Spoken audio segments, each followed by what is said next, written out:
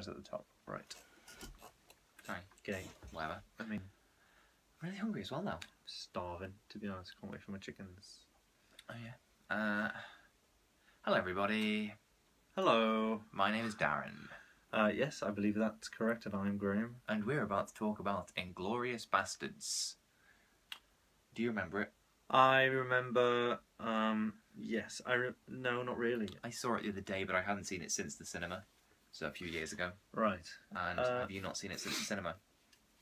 No, I haven't. Well, do you remember the story? It's about a bunch of Nazis. They go around No. beating Jews up. No. You got the Jew hunter, Yeah.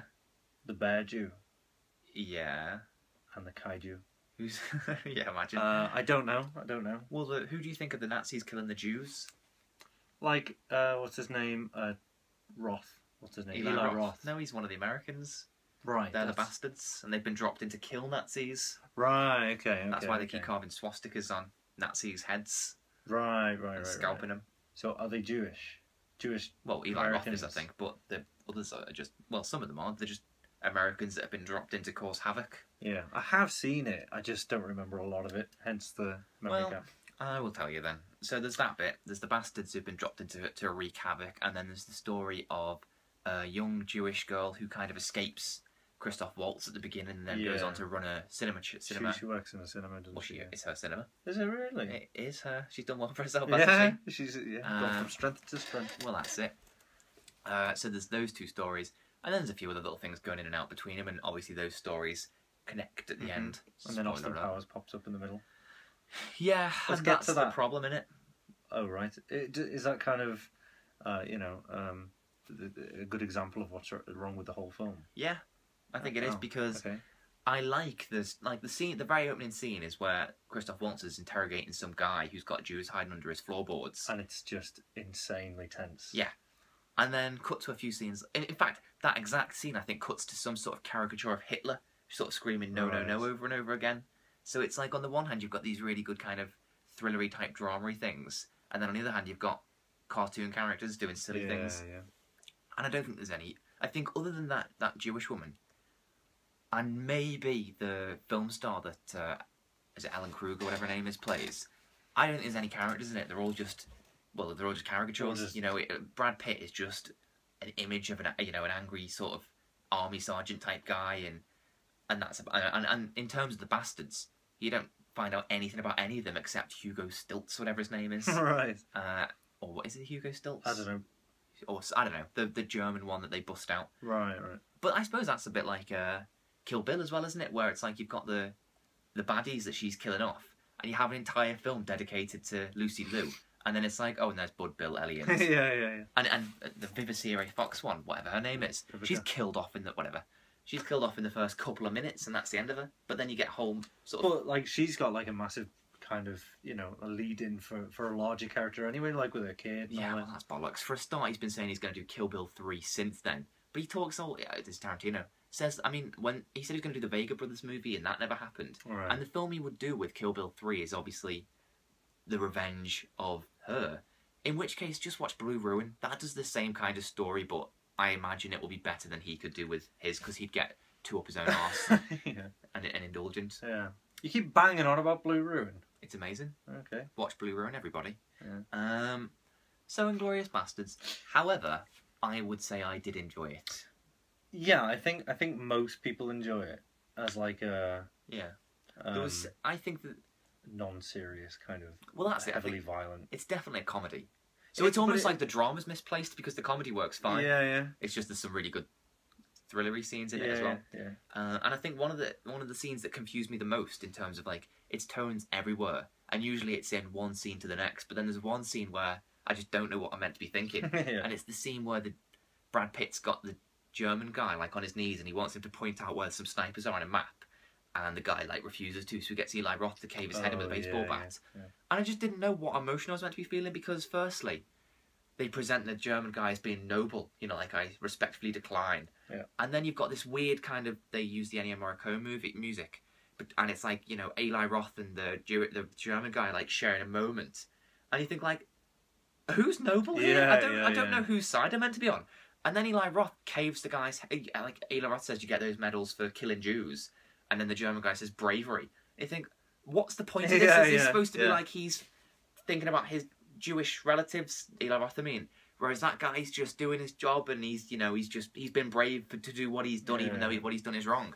And then Eli Roth caves the guy's head in like an overly violent way. Of course. And then it cuts to Eli Roth cheering and pretending he's playing a baseball game as though it's a comedy, and it's just like, what's going on? This whole scene makes no sense for me. Fluid kind of continuity. And then obviously, I mean, it's got quite a funny like punchline when the next German soldier comes out and just points every sniper on a map. But spoiler alert. But yeah, it's just like I don't know what's going on. I don't know whose side we're on here. Like, is that the point? Because like obviously you can sympathise with, both sides. Obviously you sympathise more with the. Well, the German guy, I think his last words are "go fuck yourself" or something. So he goes a bit evil, or not. No, he certainly doesn't keep his nobleness, nobility, nobleness. Oh, it's a word, isn't it? Yeah, it is. You know what it means. It's made of letters. Yeah, that's my key. The word that I use is made of letters, and it'll do. Yeah. I mean, I like the scene with Austin Powers. It just doesn't go well with the other stuff. Right. And I really, really like that entire scene in the basement, with Michael Fassbender, and it's just them talking and stuff. Although I don't know, is that true that because he gets caught because he does that for 3? Do we do that for 3? I can't do it without being conscious of it. Well, what's the alternative? That? Like that? No, nobody does that. I might. You don't do that? That feels more natural than that. That's an effort. I don't do that very often, to be honest. No. How many hot dogs do you want? And yeah, 3. That's a very specific piece of knowledge for a German soldier to know. Hang on a second, that's the wrong 3. Best shoot him. No chances there. It's quite a leap of faith there, isn't it? Yeah, but I did like that scene. And I really liked the end, which we won't go into. But I liked the end. Okay. Although I was thinking of something here, that like, apparently, the way Tarantino likes to sort of make his world, a shared kind of universe, so that there's like, everyone smokes Red Apple cigarettes and stuff like that. Apparently, Eli Roth's character is the dad of the movie producer in True Romance. And the movie producer in True Romance is about 40 years old. And presumably Inglorious Basterds takes place in about 1940. Which means that True Romance must be set in about 1980. Which doesn't make any sense. But it would, based on the ending of this film, be an alternate 1980. So I suppose it could be different. Oh, right, yeah. Because there's an event at the end of Inglorious Basterds that isn't historically accurate. And which I liked. And right. You liked the ending not being necessarily true. Yeah, to life. Okay. Do you not think that's a bit irresponsible? I think you're a knobhead if you think that that's how history plays out. So, to say, is it irresponsible? I think there's a bigger irresponsible... somebody else has made a mistake. That a person could watch that film and think, oh, so that's what happened. But I think I just think it's important that kids aren't just given kids should be false watching information. Inglorious Basterds. Yeah, all right, new generations, I mean, like when they are old enough to watch it. Well, I think anybody who's 15 that thinks that history played out the way that film ended is already a knobhead because they're 15 and they don't know that's not true. Okay. Although I also like that the Bastards, the film is called Inglorious Bastards and it's about them to a degree. They don't do anything good because the plot, the way the film ends out, for them and they're the film would end the way it ends whether they did anything or not. Yeah, they're irrelevant to it, and if anything, they almost ruin it. Mm-hmm. Which is a bit like Raiders of the Lost Ark with Indiana Jones. If he didn't try and stop them opening the Ark. Well, he didn't stop them opening the Ark. They did, and they all died anyway. Spoiler alert. In fact, the best case scenario would be don't have Indiana Jones get involved. Yeah. Send the Ark to Hitler, let him open it, and have him melt his face off. And it's sort of a similar thing with Inglorious in that they don't affect anything. Yeah. Well, and if they do, it's negatively. Yeah. I thought that Christoph Waltz was good, even if he is just Christoph Waltz doing his typical Christoph Waltz thing. I have nothing else to add. You forward. No, I love Mr. Waltz. He's very good, Django. Yeah, I think he can be a bit annoying at times. Seriously, really? Why? He's a bit over the top, isn't he? Why? What makes you say that? The choices he makes. What makes you say that? Like, what you don't what examples? Inglorious Bastards, Django Unchained, Carnage. Yeah. Do you think he's over the top? He's not subtle. I disagree because I don't say I wouldn't say I don't think subtlety is his thing. I agree. But I don't think he's over the top because I think he's just loud and very like and cartoonish. He's not a real person. he's the majority of his work is in German cinema. Is there maybe? Well, I haven't seen any of that. I've only seen the American stuff. I was going to say, so maybe like that's kind of other people in German cinema are quite loud and. Well, I don't think. I was going to say I don't think that's true. We've seen Klaus Kinski in Herzog's films. God. Then I remembered what I was about to say. Yeah.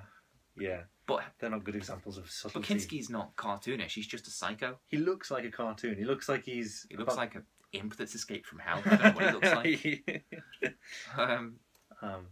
But yeah, so I don't know if you had any. You enjoyed it overall. Yeah, and I did like the two female characters. Is it obvious that it's Tarantino?